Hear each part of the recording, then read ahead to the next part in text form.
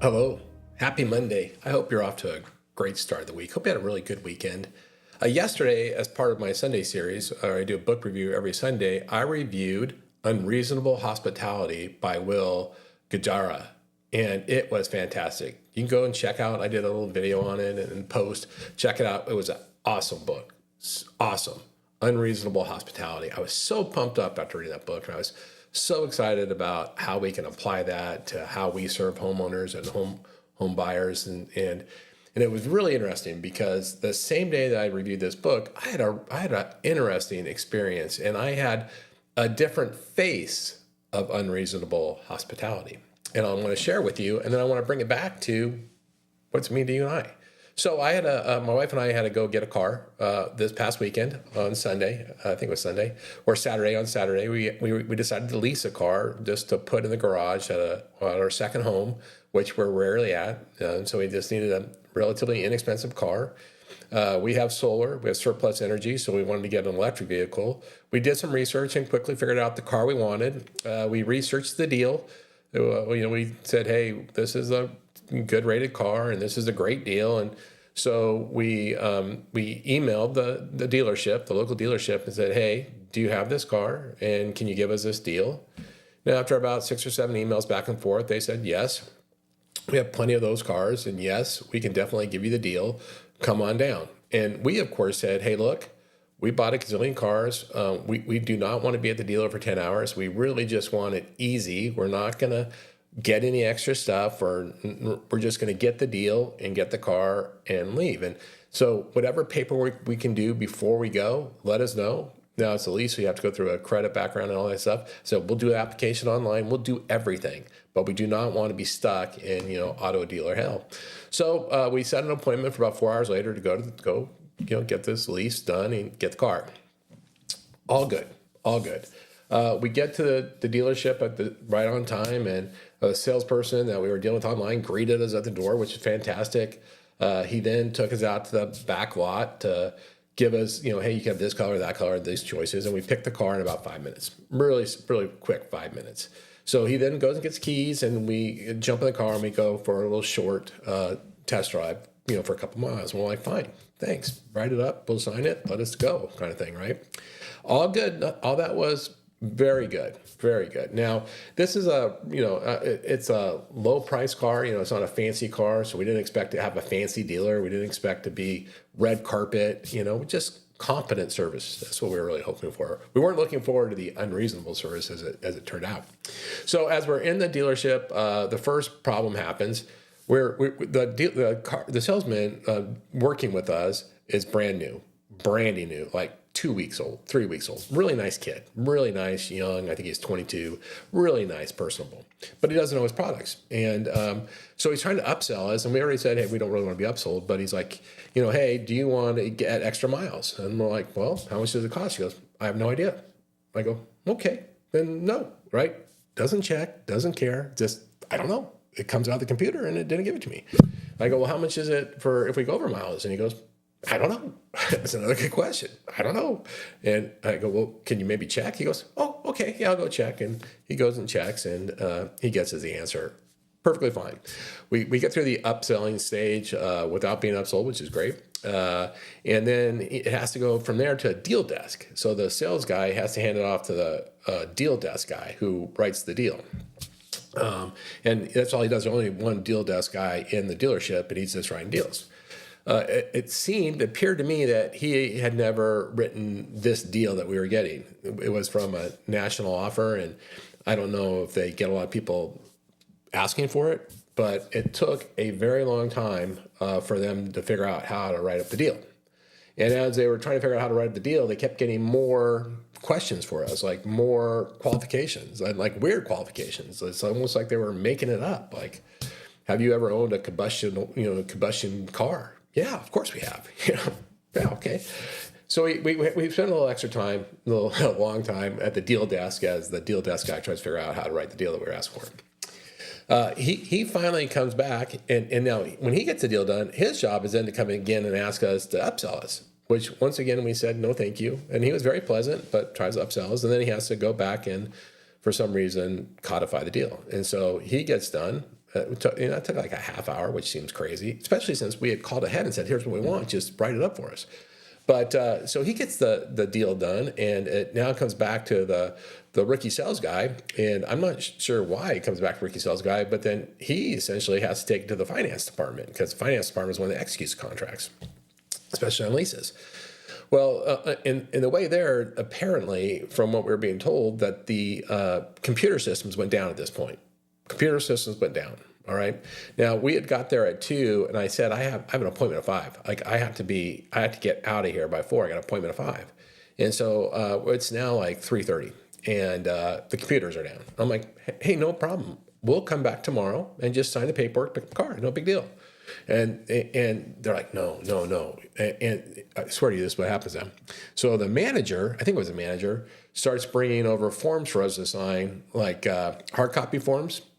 And they're just made up forms. They're just trying to pacify us, or they're having to sign random forms as though it's making us feel as though something's happening. And I know this to be the case because when they got the computer systems back up, the forms that they had made us sign, they just put in the shredder.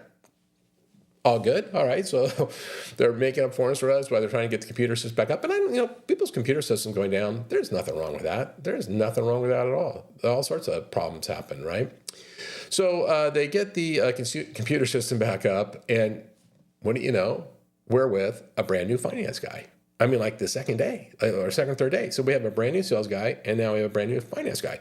Now there's 2 finance guys or 3, a manager and 2 guys. And so we get the new guy, and which is okay. And the new guy doesn't know how to use the system, and he certainly doesn't know how to do the deal.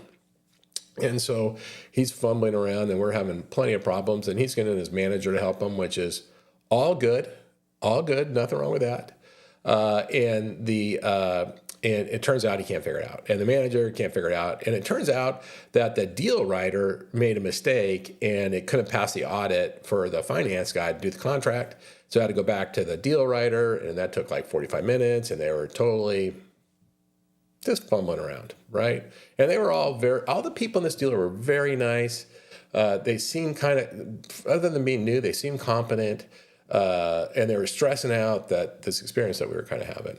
And you go, well, how does that get to be unreasonable hospitality? Because as you're about to suspect, when I say unreasonable, I'm going to say unreasonably poor, not unreasonably great. And so I'm gonna share a couple things. I'm gonna share a couple pictures with you just to get you guys the vibe, and then you guys can give me your opinion. And I promise I'm gonna bring this back to what you and I do. I promise. So here's a couple of photos I took while I was waiting for them to figure stuff out. This is the finance guy's office. Here on the left of my screen, this photo is his desk. You'll notice there's at least 2 different lunch containers. I mean, like old food containers that haven't been cleaned out. There is an empty coffee cup, not a big deal. The desk is a complete mess. Underneath the desk is just, there's crud everywhere. The trash can's overflowing, as you can see, and really kind of generally unkept. Now, the other side of the desk here, this cup. This is actually a gag. Like, this is this person's way to break the ice. He's like, yeah, everybody falls for that. Like, it's amazing. Like this whole office is just a complete catastrophe. Making matters worse, you'll notice right down here there's a chair, and that's where my wife had to sit in the corner here, right behind 2 giant screens, so she couldn't see anything. She was completely cut off from the person that we were talking to, and this was the only thing she could say. See this little thing right here, right? Suboptimal, right? So now, do you think it gets better? Here's the other side of the office. There's just a bunch of empty boxes, some notices, some Lysol cleaner, which nobody's using, trust me. And that is our environment that we were stuck in for about an hour and a half. Now, here's the thing. Here's what's really... I promise you, I'm going to get back to how this applies to us. It wasn't this finances guy fault. It wasn't the new guy's fault. And by the way, the dealership generally felt like this everywhere. It was just unkept, and they had absolutely no concern for the consumer. None. There was, I mean, and of course, by the way, the rookie sales guy that's helping us, like, hey, you're going to get a survey. It's going to be very, very long. They ask a lot of questions. And what I'm hoping is that you can give us a 10 on all things, because every question you answer affects me. And our auto company sees anything less than a 9, anything less than a 10 as a failure. And even though you might go, hey, how was the ambiance of the dealership? And you might go 8, you may not think that impacts me, but that impacts me too. That impacts my score. So if you can please just give us a 10s across the board, I appreciate it. And I guess what I'm getting at, they were the sales staff and the people were attentive, and they were somewhat sensitive to what your experience you're having. They were somewhat scripted, but the entire environment was just, there was no concern for the consumer. There was no hospitality, none. Right? Things were dirty. I'll give you another example. When we went to go sit down originally, there wasn't a desk available. There's like 10 desks, 9 or 10 consultation desks for salespeople to meet with potential buyers. There was none available. And so our poor little rookie sales guy had to ask people to get up and move. Now, here's the thing. Those desks weren't filled with customers. There was only 2 other customers in the dealership the time I was there. They were filled with people doing who knows what. But whatever they were doing apparently was more important than being able to consummate a deal, right? I mean, and I guess the thing, the dealership was tone deaf to the customer's experience. I mean, look at that guy's office. And whose fault is that?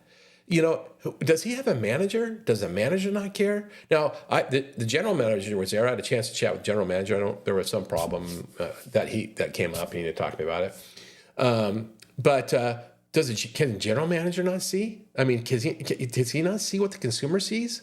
Right? It doesn't matter whether they're cheap cars or expensive cars. How hard would it be to straighten up your office? By the way, that finance guy was fairly unkempt. His shirt was all wrinkled, and there wasn't a professional sense at this dealership. And that's what gets me to my topic today. And I'm sorry I took so long to share that story. But here's the topic. How do we come across? How do we show up for our customers? What do they see?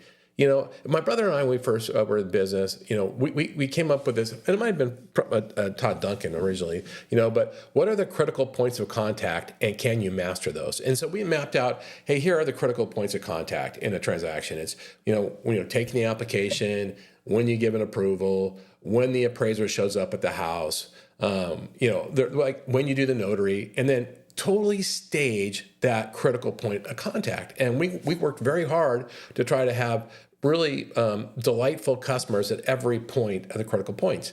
Now, that was 30 years ago or 25 years ago. Today, you know what? Everything is a critical point of contact.